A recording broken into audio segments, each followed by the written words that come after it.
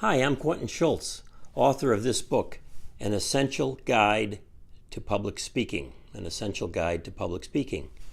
I'm also a long-term public speaker. I've been speaking publicly for over 40 years, and I speak a lot. In fact, recently in 1 week, I spoke 9 times. It was crazy, but it just so happened that that's the way the schedule worked out. I love public speaking. I've not always been good at it, but I learned a lot along the way. And what I'm doing in this series on my YouTube channel is sharing with you some very practical tips that will help you be a much better public speaking, or if you're just starting to get into it, will get you running quickly. Okay, so today what we're talking about is preparing for a speech. Preparing. You always want to be prepared. In fact, the major reason that people will get anxious about an upcoming speaking event is because they're not adequately prepared. The more prepared you are, the less anxious you will be. I have another video here on this stream on my channel about anxiety in speaking, and you might want to take a look at that at some point. I have a special little prop here to show you. This right here is what is that? It's a hanging folder, right? It's a hanging folder, nothing special about it. But I want to talk with you about it because it's very important for me. And in fact, if you want to do some good public speaking, you want to have something similar going yourself. It's a key to it. It's really a key.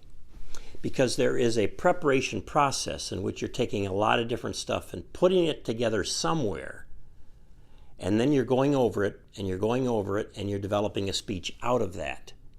So you need a place to put the things together that I'll talk about with you in preparing for a speech.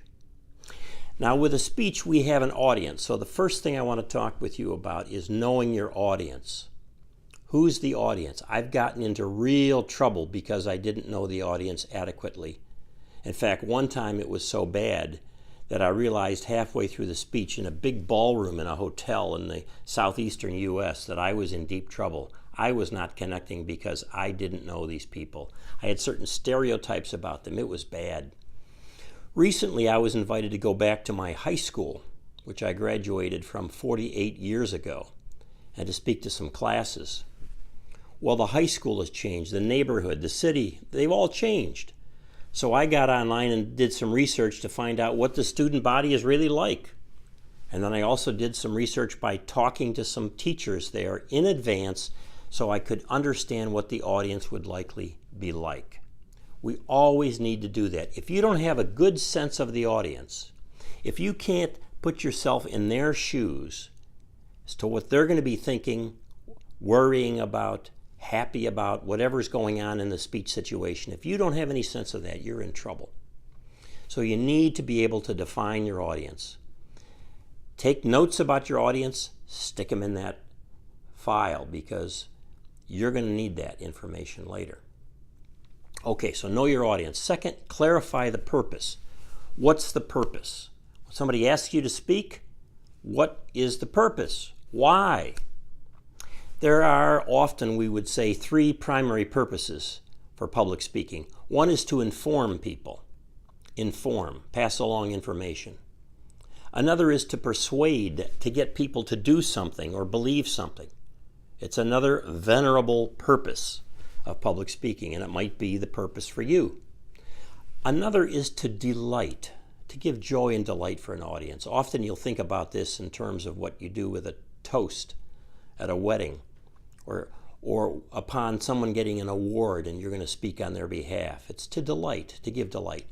Now, those 3 purposes, informing, persuading, and delighting, are not exclusive. You can do all 3. And in fact, when I would do my college lectures and a lot of my public speaking, I look to do all 3 in the lectures, in the speeches. But I will have a primary purpose, such as with a lecture it might be to inform. So think about that. What is the purpose? That's going to be critically important. Again, make some notes on it. Think it through. Make sure you've got it right in terms of what the person who invited you and the audience are expecting. Put some notes about that in your folder because you're going to refer back to it. Third, you're going to decide on a major point. along the way, a major point. What's the major thing you want to say? In any given speech, you want to be able to say in one simple sentence, what's the purpose? In one simple sentence, what are you trying to say? Right here, my purpose is to inform you and persuade you, and somewhat, I hope, with my stories, delight you, but I'm doing it for the sake of getting across to you how to prepare. So I could say that what I'm doing right now is to helping my audience prepare, to help the audience prepare for a speech. That's what it's all about in a very simple sense.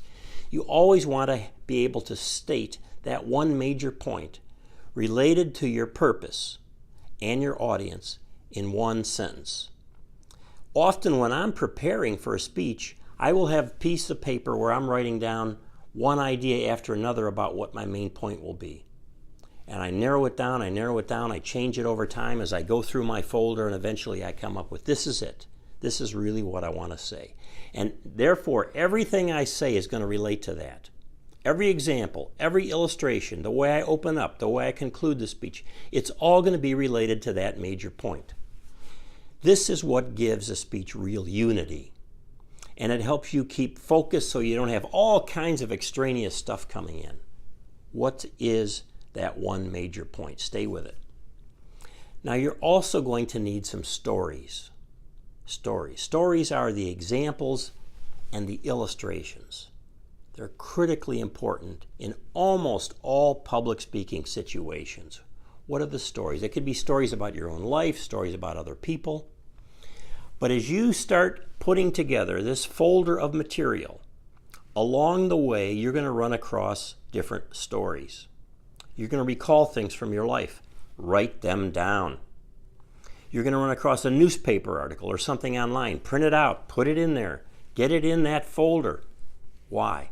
Because you'll otherwise forget it. In fact, what I'm going to suggest you do is do something like I do. I have this little, it's called a pocket briefcase that my kids gave me. And I can put cards in here and carry it around, and I have it in my back pocket like a wallet, or sometimes I just put it right in. If the shirt fits, I can put it right in there. And I carry this around with me and I make notes on it. Okay, something comes to mind. Oh, there's a good example illustration. I write it down. Some ideas that come up, write them down. And then when the card's full, I slip it into the folder. I'm collecting material for the speech. Let me tell you what will happen. If you don't have some way of getting the information down when it comes into your head for these stories, these examples, these illustrations, you will lose them. And often they come up at times when we're not, quote unquote, working. We're out on a walk. Okay? We're getting ready for bed. We're already in bed.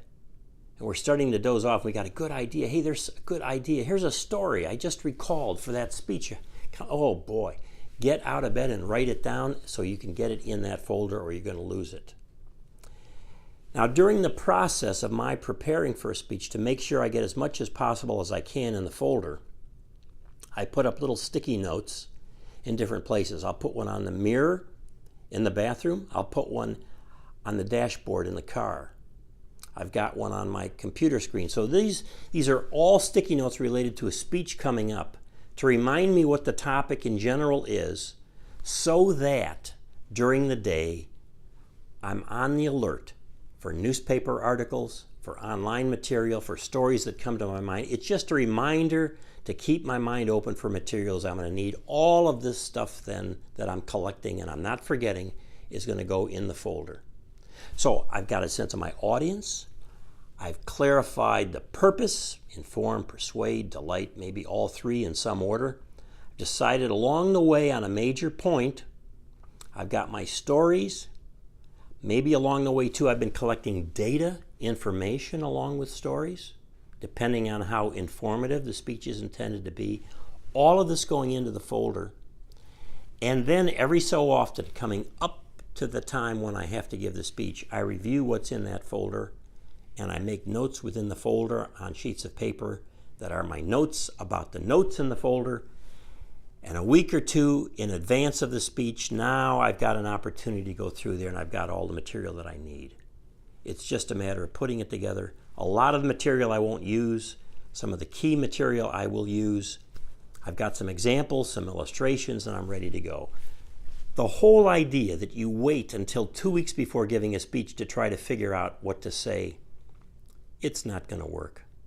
Or the whole idea that if you just sit down and just work on the speech, it's going to work. No, it's not. It has to be a process over time because it takes all of the different parts of the brain, the logical, the more emotional, and it takes downtime, time when we're not working on the speech, when the ideas come to us. That's often the best time, our most creative time. And there's a lot of research, brain research on that. All of that, you need to collect it, put it in the folder, then you'll be ready to go. That's what I consider real preparation for a speech. I want to thank you for tuning in. I'm going to be posting a lot more videos on public speaking. I hope these are helpful. Post some comments down below. Give me a thumbs up, a like there if you do, or even if you don't like it, give me a thumbs down and give me some comments. Please subscribe to this channel if you would. If you don't want to do that with a Google account, then you can go to my website and subscribe there with an email address, and I keep that private. I've got links down below, including a link to my book if you'd like to take a look at that on Amazon. You can do public speaking, and you can prepare well. Follow the tips I just gave you, and I think you'll be ready to go. Thank you very much.